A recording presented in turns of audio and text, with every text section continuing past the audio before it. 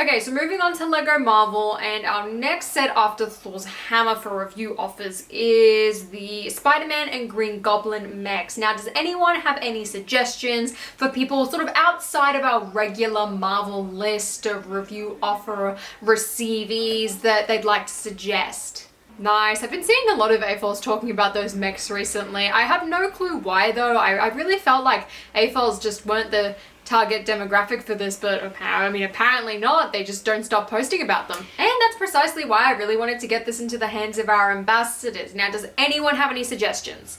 I mean, we could always reuse the same people that we sent the ones, you know, the mechs we cancelled, or we could always just reuse the people from that list. Now that's too easy. I want to send these to someone else. I mean, that one Australian girl, didn't she like make a video on mechs recently? Why don't we send them to her? Correct me if I'm wrong, but didn't she talk explicitly in that video about how she didn't like the fact that the Marvel theme is constantly having to make mechs? Because that's what I distinctly remember happening in that video.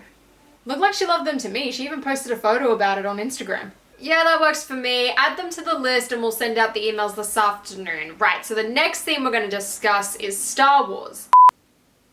I had no intentions and no plans on ever buying this set. I never thought that I would have it in my hands, yet here we are. So firstly, thank you to LEGO and Land for offering me this set. I could have just rejected this offer, but to be completely honest, I said yes because I thought I could have some fun with this. Now I'm just in my gym gear today as I thought we could work out which one of these two mechs is far superior, as at the end of the day, this set is called Spider-Man and Green Goblin Mech Battle. So clearly, they're having a battle, not like a physical fighting battle because, you know, Green Goblin's going and killing everyone Peter Parker has ever cared about, but more so because they need to figure out which one of them is the strongest, most agile, and not to mention most flexible of all of the mechs. Which one of these mechs wins in the ultimate Super Smash Mech Battle?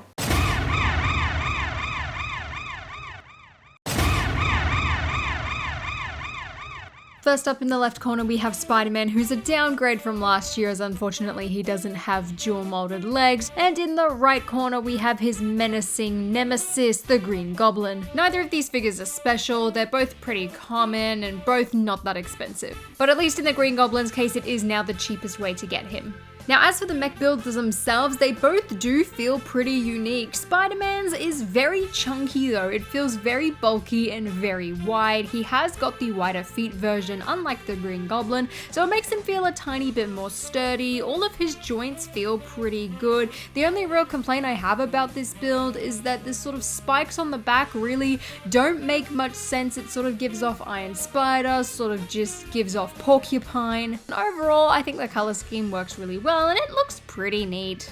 On the other hand, we have the Green Goblin, who definitely is still on theme, but overall feels a lot more simple. He, however, unlike Spider-Man, does have some arm joints that make sense, allowing for a lot more mobility and posability and motion. His legs feel pretty much exactly the same, and he's also got those skinnier feet options that we've seen on a couple of the mechs. Unlike Spider-Man though, the Green Goblin is actually kitted out with some weapons. You've got two of those newer stud shooter pieces, which are pretty neat, complete with bright orange sort of pumpkin bomb pieces. The Green Goblin though does have some pretty fitting, creepy looking pointy fingernails using some of those horn pieces, which is very on brand and actually has two thumbs this time around, which looks a lot better than Spider-Man's weird two fingers. While both of these mechs are donning that same sort of repetitive $10 mech build style, they do feel pretty unique in some way, shape, or form. I'm definitely a bigger fan of the aesthetic design of the Green Goblin. I think he doesn't sort of look as wide and as out of proportion. They've both got ridiculously long arms, but his doesn't look anywhere near as bad as Spider-Man's. It also feels like LEGO has learned from their mistakes and is not using those weird sort of ball joint pieces, and we've gone back to the good old Mixels joints. Now, both of these figures do have a lot of mobility, so much so that you can make both of them do the middle splits, which is pretty cool. But enough messing around, let's get into the first round. Round 1, fight! So starting off this super mech battle, we have the handstand portion. Luckily for his giant calves, he can balance incredibly well while in a straddle position. I'm genuinely shocked that this actually worked, though I put it purely down to all of those cheese slopes on his knuckles. Just looking at the Green Goblin's physique, I was sure that he was going to be able to do this a lot better. However, his claws actually became a hindrance. There was less surface area on his hands, which made it a lot easier for him to fall down. Despite this, all it really took was an extra bit of maneuvering around the hands in order to find that perfect balancing point. Overall, both mechs can in fact do a handstand, however, Spider-Man definitely wins in terms of ease here. Round 2, fight! Now, in order to demonstrate this next move, we're going to bring cancelled Iron Man along with his dodgy hip joints to demonstrate this was a piece of cake for him. The only real hindrance, again, was the arms. It definitely looks a bit awkward when he's standing up. Now, the Green Goblin's turn, and while he does have some really good mobility in those legs, his feet really let him down here. However, while he did lose balance, it wasn't as bad as the handstand, so for this one, I'm going to give them both a point. Final round, fight!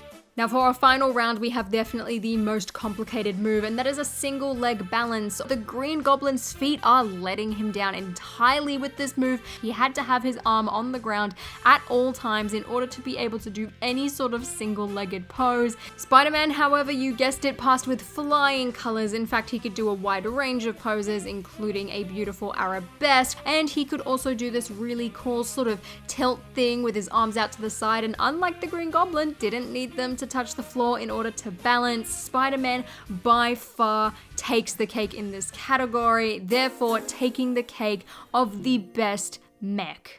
Congratulations, Spider-Man, on this well-deserved win, but I do want to pause here because before we wrap this up, I do want to try and make a human pyramid out of these mechs. Now, for the bases, of course, we have to use the two strongest Avengers here, Iron Man and Spider-Man, and Green Goblin will be our beautiful flyer with his perfect-looking middle split and light limbs. It just makes the perfect combination for a pyramid, which was slightly harder to do than I thought, but I ended up getting the perfect mech pyramid. If these mechs are good for something, it is posing them in weird positions.